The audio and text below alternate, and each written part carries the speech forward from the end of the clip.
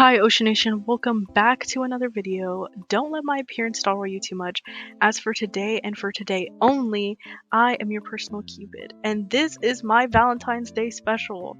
I'm sure I've mentioned my obsession with otome type games before. This began long ago with various mobile game titles such as the infamous Mystic Messenger, and later developed when I discovered other gaming platforms such as Steam and itch.io. I thought February would be the perfect time to discuss these worlds of romance, drama, and storytelling through text in a ranking video. Today I will be completing a tier list featuring 13 dating sims I have played. I will go through each one, summarizing it, sharing the pros and cons, and giving some of my personal opinions. Then I will decide where it will go in the ranks. It's a bit different from my usual content, but I'll still try to include some art footage while I yap. Let's go ahead with our first game. Dreamy Days in West Tokyo, created by Voltage and released in 2013, it's a story about returning to your hometown in West Tokyo after 10 years and reuniting with your childhood friends who have all grown up into attractive young men. There are 6 romanceable characters: Haruki, Ryuzo, Ichigo, Takashi, Rahito, and Joji. They all have different roles, occupations, and personalities, and are all pretty close to each other in the MC. It's a standard visual novel with different character sprites and mostly text to describe the actions and dialogue between the MC and the love interests. I'm not entirely sure how many endings there are, but I'm going to assume there's a good and bad ending for each character. Pros. As an old school otome, it follows a lot of tropes, whether you're into the sporty type or a mean tsundere, or even an older mentor character. I think you'll be able to find someone you connect with. The art style is pretty nostalgic too and encapsulates the 2010s anime style really well. It's simple and easy to follow along, and it has a very slice of life vibe to it. Cons. It is a pay-to-play game and is currently only available on Love365, an app that hosts various otome games using microtransactions to unlock stories. Usually the prologues are free, but after that you have to use currency to purchase the routes you want to complete. In the game, the MC only uses she/her pronouns and appears feminine in the CGs. My personal input. This was one of, if not my first dating sim. Other than that one FNAF one, I don't want to talk about it. I remember just downloading a bunch of random ones off the App Store and seeing where it takes me, usually getting stopped by a paywall of some kind to unlock more story. I do remember this one fondly though, and I would replay it a lot, but I was also an easy to impress child. I tried to get back into it, but compared to the ones I've played more recently, it's definitely not my favorite, and I got a little bored too quickly, but that's just me. First, we have Dreamy Days in West Tokyo. I am going to put this in lacking to some degree. No hate to the game at all. I just think there is more cons than pros. Plus, like I said, I got pretty bored with the game. It just was not replayable for me, and it is a little hard to actually play in the first place, so that is why it's going in lacking to some degree for me. Mystic Messenger was created by the Korean company Cheritz in 2016. It's a classic mobile otome game that's well loved and honestly a blueprint for many games released years later. The player stumbles upon a mysterious app that leads him into a secret chat room with a group known as RFA, Rika's Fundraising Association. The MC's arrival disrupts the group's routine and they're tasked with organizing a party. As you interact with the characters in the chat rooms, you learn more about them and their relationships with each other. The gameplay revolves around real-time interaction. Players receive notifications throughout the day, prompting them to join chat rooms, answer text messages, and take calls from the characters. There are 7 romanceable characters: Yusung, Zen, Jaehee, Jumin, 707, V, and Ray, separated by 3 different play modes: casual, deep, and another story. Pros. Immersive and extremely interactive. The phone calls, photo galleries, messages with characters, the humor and music are enjoyable and memorable, and particularly innovative for the time. It's very nostalgic for many since it was their introduction into otome/dating sims. Cons. Since the gameplay is so time sensitive and strict when it comes to picking the correct options in emails to party guests, it might not be super beginner friendly without looking up a guide. With that one, I feel like it's very easy to get a bad ending. The inclusivity in the game also isn't the best. The MC is clearly referred to with female terms and appears feminine in CGs. Unfortunately, the only route with the female love interest, Jaehee, is supposed to be seen as platonic, so there's technically no LGBT options in the game. Personal input. I have to give this game its flowers. Every time I listen to the soundtrack, I get transported back in time to waking up at 2 a.m. to answer Zen's calls. Because of how immersive it is, it's really easy to get lost in the gameplay and have it slowly warp your sleep schedule. I've replayed this game many times, but I've only completed one good ending and two bad endings. It's such a shame I haven't played everyone's routes, but I still really want to rank this one high since it's so beloved and a classic. After that, we have Mystic Messenger, which I'm going to put in really good and would recommend. Because despite all the cons, I truly think it is a pioneer for the dating sim genre, and I still think it is enjoyable. And if you're willing to put the effort in, go ahead and play it, or watch someone else play it. It is really good. I would recommend this. The Arcana. Originally developed by Nyx Hydra, it's a fantasy visual novel that is based around tarot cards and magic. You are the apprentice of a traveling witch named Azra, who leaves you to help the Countess Nadia discover who murdered her husband, Lucio. You also meet the man who is accused of killing him, Julian, his sister who works for the Countess, Portia, and one of Azra's friends, a mysterious, intimidating man who lives in isolation in the forest, Muriel.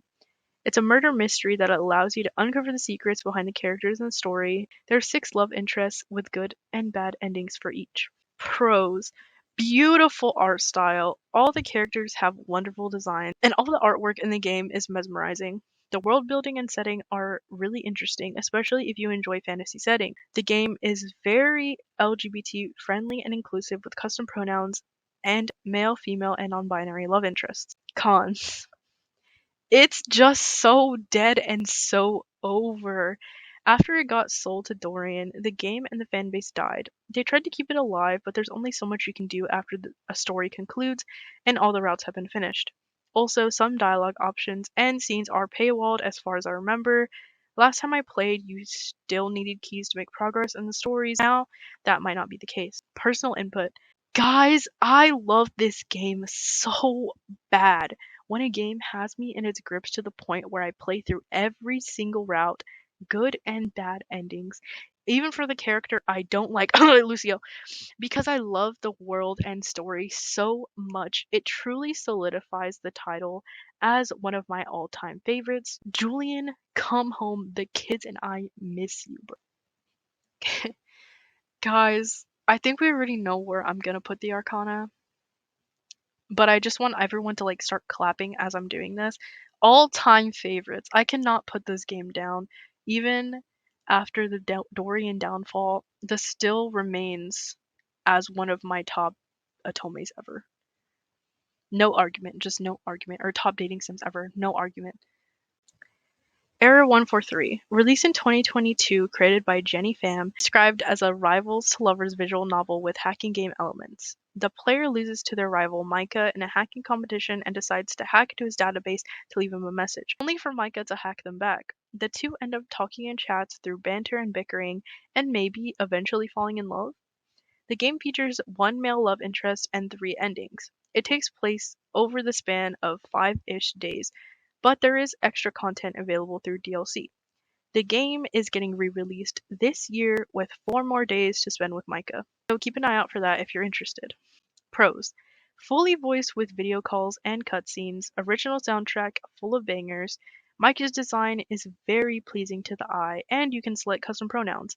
If your name is relatively common, you might also be able to have Micah say your name within the game.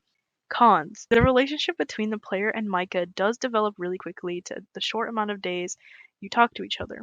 Micah is also a pretty snarky and eccentric person. So if you're not into that, this one might not be the one for you. Personal input. I remember playing this when it first came out, and back then I found it more enjoyable. Replaying it recently, though, I found myself finding some of the dialogue a bit much, especially during the video calls with Micah. I sometimes found myself cringing at some of it and going, I would not fucking say that, due to the lack of dialogue options for the player. These reasons are why I'm putting it a bit lower than the other games featured on this list. I'm excited to see the updates that come out for it, though. Error 143. Okay, I'm gonna put in still enjoyed but wasn't satisfied just because I feel like the relationship between Micah and MC could be a little bit more developed. And I'm, like I said in my review, Micah's personality just isn't my favorite, but like I'm excited to see what content will come with the re-release and everything. It's gonna get reworked, I believe, so Still enjoyed but wasn't satisfied? Maybe I will be satisfied once the re-release comes.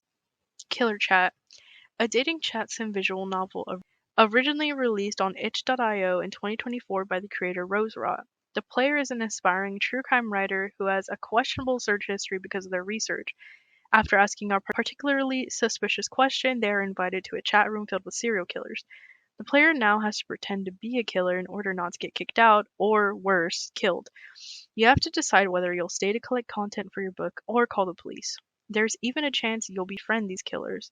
There are 4 love interests: Ronin, Angel, Misaki, and V, with 8 unique endings. The original edition, which I'm referring to from my list, is the one I played, and it has multiple paid DLCs. There's an expanded version of the game that adds more endings, CGs, and other content that comes out sometime this year. Pros: fully voiced with video calls, voice messages, and direct messaging with the love interests. The chat room has a very similar layout to Discord, with customizable bio, profile pic, server roles, and statuses. The player avatar is also customizable with appearance and pronouns. An LGBT-friendly and inclusive game with 2 males, 1 female, and 1 non-binary love interest. All the characters have unique personalities and interactions with the player. Cons: if you're not into dark themes like death, murder, or abuse, you might not like this one. I think some of the characters' backstories or motivations for killing have more of the sensitive content as well, so just be cautious. Some of the characters, Ronin, can be a little edgy. Personal input: I think that the interactions between characters are really enjoyable to read. The satire and the situation the player is in are humorous, which gives a lot of interesting commentary. The character designs are very cute, and I really like the UI design and the customization elements. I played through all the routes in the original edition and enjoyed all the love interests. I particularly found Ronin and Angel's routes pretty interesting. Killerchat, I'm gonna put this in really good and would recommend. It has a lot of love interest options. I think it's a really nicely put together game. If you heed the warnings that I gave, and it seems like something you would enjoy, I think you should play it totally and support the expanded version if you can. A Day with Death is a supernatural chat sim visual novel released in 2023 by Two and a Half Studios. The player is a seemingly normal person who has been narrowly avoiding death their whole life. One day, a strange program appears on their laptop that allows them to chat with a man who claims to be a Grim Reaper, and he wants their soul. During the supposed last week of their life, the player can break down Grimm's walls and learn more about him, hoping to find a way to stop their soul from being taken. The game features 1 male love interest, Grimm, and 4 endings in the main game. The game also has paid DLC that unlocks 5 more endings, along with NSFW scenes. Pros: the writing is really good, especially during interactions between Grimm and the MC. Grimm's design and personality are very endearing. The artwork is beautiful as well, and the game features a gallery where you can view a bunch of artwork, whips, CGs, and even extra stuff. There's an avatar creator, custom pronouns, an apartment decorator, and even a customizable pet. Cons: the paid DLC is so worth it. If you didn't want to pay to play, you might be missing out, in my opinion. And that is the only con I wrote because personal input. I love Grim slash Casper so much. I feel like he's so painfully my type that it's extremely hard not to be biased. Compared to other games on the list, as soon as I finished the base game, I immediately bought the DLC because I desperately needed more content of him. When something just aligns so perfectly to itch the worms in my brain, I can't help but fall in love with it. I think this would be a good introduction to the dating sim genre. The gameplay is simple but effective, and for a free game, I feel like it went above and beyond. By the way, this game is getting a sequel with 2 new love interests, and it's coming out later this year. I'm extremely hype about it. Please support the creators if you can. Hate with Death. Guys, I praise this game so hard. I have to put it in all-time favorites, even though it is a newer all-time favorite. I truly just think this game is fantastic, and if you're looking for an introduction into dating sim genre, I think this is perfect. Not only is it free, it's just really fun and really enjoyable. Yeah. Date Everything, a sandbox dating sim released in 2025 by Sassy Chap Games. After the player loses their job to AI, a mysterious package arrives at their door, a box containing date aviators, a pair of magical sunglasses that make the objects in your house come alive. There are 100+ characters that you can develop relationships with, whether it be friendship, love, or becoming enemies. The game costs $30 originally, but it often goes on sale on Steam. I think it is also available on Nintendo Switch and maybe something else, but those are the two I'm aware of. Pros: fully voiced and features a ton of beloved voice actors. If you're into other games or anime, you'll probably recognize a few. It has unique gameplay and is extremely creative with its character designs and witty writing. The sprites are really nice looking with a more semi-realistic style. The game is super inclusive, including many romanceable characters of different races, genders, species, and personality types. Each character has custom pronoun options as well. Since there are so many romanceable characters, I feel like you'll be able to find a character you'll like no matter your type or preference. Cons: many have said they don't like how tedious and repetitive the gameplay is. It can be hard to finish the game without extreme dedication to finding all the datables, making sure to pick the correct dialogue options to get a positive relationship with them, and then realizing all the characters to 100% the game. Plus, when you finish a character's route, there's a limited number of interactions you can have with them after. I have also heard others share sentiments that they find the humor and dialogue options to be cringe and millennial, but that is up to personal opinion, and I think the dev team have taken critique into consideration, and they genuinely seem like nice people. Personal input. This game was extremely popular in the artist space, and my timeline was immediately flooded with fan art of the characters when it first came out. As soon as I found out that Bryce Papenbrook voiced a Catboy Twink, I knew I needed to play it. I like this game a lot, and while I understand the critiques it had, I think the silliness of it kept me hooked. And though I haven't completed it at the time of writing this script, I'd say I'm about 95% way there. You might be satisfied watching a playthrough of whatever characters you like on YouTube rather than going through the whole game yourself. If you're curious about my personal favorites, which I know all of you aren't, but I'm going to tell you anyways, I love Jean-Loup. He is so silly, but his realized ending actually made me cry and throw up. Why, white boy? Why? Timothy Timepiece, because I mentioned him already, and and Shadow Lord. Oh, this is so predictable, but I love you, emo boy. I had a hard time deciding where to place Date Everything. I was considering putting it in Still Enjoyed but wasn't satisfied, but that feeling that a lot of other people got from this game, the disappointment and the what whatever else, I just didn't feel that. I just really enjoyed this game and I would recommend it as long as you go into it knowing that hey, I'm going to have to work a little bit to finish this game like if you're a completionist. But if not, like I said, I feel like if you watch someone else play it, you'll get the same satisfaction as if you were playing it truthfully, especially if you are only there for a few characters. Fear Me, a Jeff the Killer dating sim. A suspenseful visual novel released in 2025 curated by Nessa Complex on itch.io that features the infamous creepypasta Jeff the Killer. The player works at a video store and meets a mysterious customer who takes an interest in them, unaware of the fact that he is a ruthless killer. The goal of the game is to survive your interactions with Jeff, whether you decide to romance him or not. The game has 9 different endings and 2 other possible love interests, one male and one female. Pros: gender neutral MC, a lot of CGs, the horror elements in the game are well written and descriptive.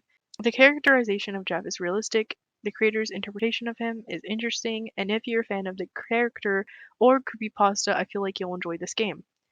Cons: if you don't like dark themes such as violence, gore, murder, stalking, abuse, manipulation, and death, you probably shouldn't play this game. It also tends to break the fourth wall at times, but the creator of the game said it's somewhat a satire of visual novels and the horror genre, so it's not 100% serious and easily ignorable.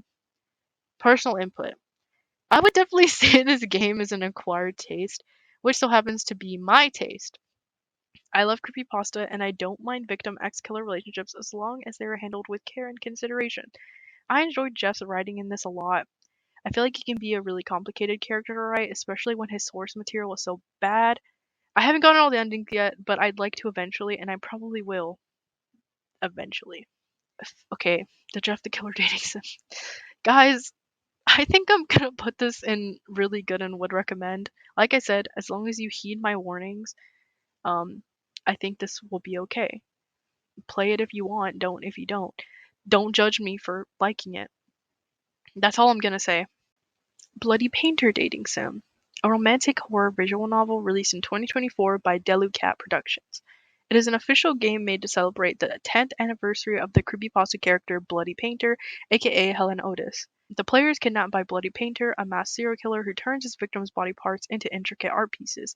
They have 7 days before he decides to kill them. Within these days, they have to gain his trust and bring up their chances of survival by exploring the place they're being kept and interacting with their kidnapper. The game has 1 male love interest and 10 possible endings, 6 bad and 4 good. It's free on Steam and itch.io, but has paid DLC available. Pros: the game is fully voiced and features 14 CGs. The art style from the game is a typical anime style, but the sprites and artwork are clean and nice to look at. The gameplay is simple, it doesn't stray from disturbing imagery, and doesn't sugarcoat the serial killer aspects of BP's character. If you aren't familiar with the creepypasta and the character, I feel like you'd enjoy this game. Cons: translated from Chinese into English, making some of the dialogue a little clunky. There's no customization for name or pronouns, and the MC is portrayed as a brown-haired girl with no distinctive facial features. The game depicts graphic scenes of violence and murder, so if you aren't comfortable with that, you might want to skip. The game is also pretty short, and it only took me about 20 minutes to complete one route. Personal input. This game reminds me of old school Tome games so much that I thought it was way older. I honestly think it's made this way for aesthetics though. Despite being simple, I found it relatively enjoyable. I don't think it's my favorite on this list, but for being entirely free aside from the DLC, I think it's solid. So, the Bloody Painter dating sim. I did find this game enjoyable, and it was like the first Bloody Painter media I've consumed in a long time. Um, so it was pretty interesting. And I don't know why, but for some reason I didn't know this was like an official game until I did more research. But still, for me, compared to these other games, I feel like it is lacking to some degree. Don't Eat the Cashier, a comedic dating sim released in 2025 by Miloff on itch.io. The player gets hired to work the night shift at a gas station, and your boss is an eldritch being who informs you that your customers won't be human, instead they'll be monsters. You have to avoid getting eaten by these monsters and make sure you make enough money during your shift, or else your boss will make you clean floors with a fork for eternity. There are 4 male love interests with 9 endings. Apparently the creators are working on expanding the game, but as of right now there's only 1 in-game shift worth of content. Gorgeous art direction. The design, style, and even background art are extremely detailed and well done. This game is also very funny, the humor is enjoyable, and adds a lot to the story. All the characters are very charming in their own ways despite their monstrous nature. There's a choice between a mask and femme presenting MC along with custom pronouns. Cons. As of right now, there are only male love interests available to romance, but there are plans to add female ones in the future. The game contains strong language, fantasy violence, blood, cannibalism mentions, partial nudity, and some jump scares, so proceed with caution if those bother you. The game is pretty short at the moment, which is such a shame. Personal input. This game is so fun. I've already praised its style, but visually it is so stunning I had to mention it again. I found myself laughing a lot, and though it's short, it's very memorable. I liked all the love interests a lot, but Victor is so sobbing wet and pathetic. He's such a cute little guy. I don't know if I can't say this part aloud. Definitely recommend this if you're a monster fucker slash enjoyer. Eat the Cashier. This is also going and still enjoyed but wasn't satisfied because I wasn't. The art in everything about this game is like so enjoyable. I just need more. And there is going to be more. That's the thing about a lot of these indie projects is that they give you a taste and then you're just craving for more. It's not fair, but I get it. The hustle is real. Guys, I get it. I get it. The next few are demos, but I still wanted to include them on my list. Online Obsession, a demo released in February of 2025 by Sourmilk on itch.io and Steam. This game was about your online friendship with Adasorn. You became friends because of your shared love for the game Starblitz. Now Adasorn has moved to your city and wants to finally meet IRL. Despite the game's deceptive, cute appearance, it's a psychological horror visual novel. As of right now, there's only 1 love interest, and the game is described to have multiple endings and various minigames. Pros. Customization that includes pronouns and appearance. The game has adorable, unique UI and amazing world building, considering it's only a demo. The minigames and interactions with the character's environment makes the gameplay a little different from most visual novels, which is fun. Adasorn, the player's online friend, has such a cool design too. Cons. The game contains The game contains horror elements, violence, flashing imagery, and loud sounds. Most of the sensitive content isn't shown in the demo since the game is doing a good job of easing the player into a false sense of security. If you're sensitive to any of these topics, you might want to avoid this game though. Personal input. This demo is so good. I really enjoy the world building and how we settle into the universe of this game. To show the close relationship between Addison and the MC and shows why we would trust them so easily. I'm excited to see what the full game will be like. Online Obsession, it is going and still enjoyed but wasn't satisfied. Just for the sake that it is a demo. Like it I can tell that this is gonna be a really fun one. It's just a demo right now, so I can't put it too high, but I still enjoyed and I wasn't satisfied because I really want to see more of the story. I'm super, super excited because I really liked the minigame aspect. Like that was a big standout for me. So if there's gonna be more of that throughout the game, I can see this being a strong contender for one of my favorites. 14 Days with You, an upcoming romantic horror visual novel created by Cutie Sai on itch.io. Back to their hometown, Corland Bay, but notices strange things happening around them. At their workplace at the local library, they meet Ren, a pink-haired, soft-looking boy who's mysterious and very obsessed with you. There is one male love interest, 5 full-length in-game days, multiple endings per day depending on your choices. There's also paid NSFW DLC available that adds extra interactions with Ren. Pros. For a demo, there is a lot of content. There's a customizable MC appearance and custom pronouns. Ren is also somewhat customizable as you can decide if he has long, short, or medium length hair. It's a colorful cast of characters which include MC's co-workers, friends, and neighbors within their apartment building. The world building and writing are impressive, creating believable dynamics between characters. Cons. If you aren't into the yandere trope, which includes behaviors such as jealousy, stalking, being overly obsessive and possessive, and eliminating those who they perceive as romantic rivals, you might not enjoy this. There are also some themes of violence, gore, death, glitchy eye-straining movements, and some mild jump scares with screen shakes, so take that with caution. The fact that this is only a demo might be the biggest downside, to be honest. Personal thoughts. I had a lot of fun with this one. The yandere trope can be hard to do right, but I feel like Ren is so well written. There's a lot of mystery in this game, and some unsettling, wall-breaking moments depending on which endings you get. I played it multiple times, determined to get all the achievements to unlock more secrets. I can tell the full game is going to be worth the wait. 14 Days with You is going in really good and would recommend because I feel like there's enough content that you can like play it and enjoy it thoroughly, and of course you'll have to be waiting for updates, but like, it's just really good. I found this game really enjoyable just in all aspects. Once the full game comes out, it might move up to all-time favorites, who knows, but guys, Ren is a really interesting MC. I mean, Ren is a really interesting love interest in my opinion, so it's really fun. It's just like I said, if you heed my warnings, if you don't mind yandere, play this game because it's a good one. Touchstarved, a gothic romance visual novel being developed by Red Spring Studio.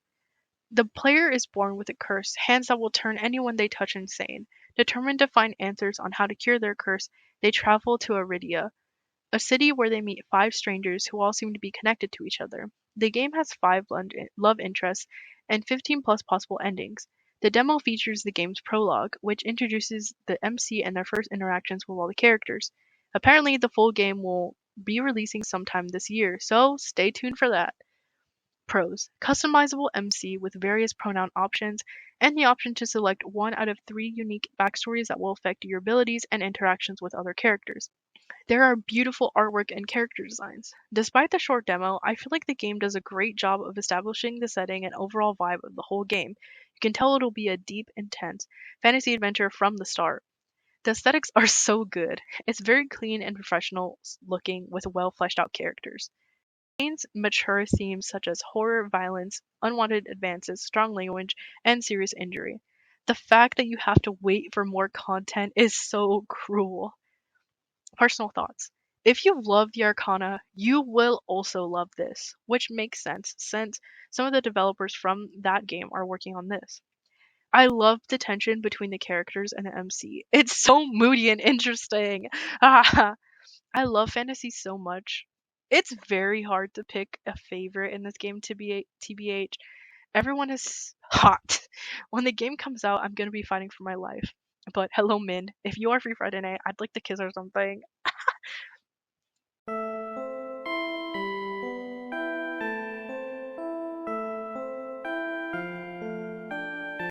Here is my final list. I had a lot to say, so I hope this video wasn't too long. As you can tell, I'm pretty passionate about this genre.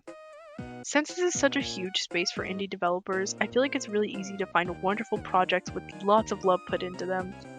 The fact that these are all human made and filled with little parts of each person who made them makes them very special in Cupid's book. I know I couldn't cover every single dating sim that has ever existed in this video, but I'm open to playing more. If you have any suggestions for ones I should play, please let me know. And who knows, maybe Cupid will return to make another video like this. That's enough of me. All the games I mentioned in this video will be linked below, so if you're interested in any of them, there you go. Please support the original creators, especially the ones that are still demos, and the ones that are getting like new releases this year. Please support everyone, guys. I also have my socials and commission info down there. I am now, okay, I'm gonna do this little announcement, and this is unscripted, but I am now on VGen. I got accepted sometime in January, and I've been having a lot of fun making my little profile, and I think the process on there is very streamlined and very interesting. There's even like a chat feature on there. I'm really excited. So if you're interested in getting artwork from me, please check the link in bio. I will have my VGen directly linked on there. It is so streamlined, it is so easy to use. If you have ever wanted to commission me, I just recommend using that versus DMing with me on like Discord or anything. Everything you need will be there, so scratch everything I said in my last video. Use my VGen, please. Remember to like and subscribe, and until the next one, bye Ocean Nation!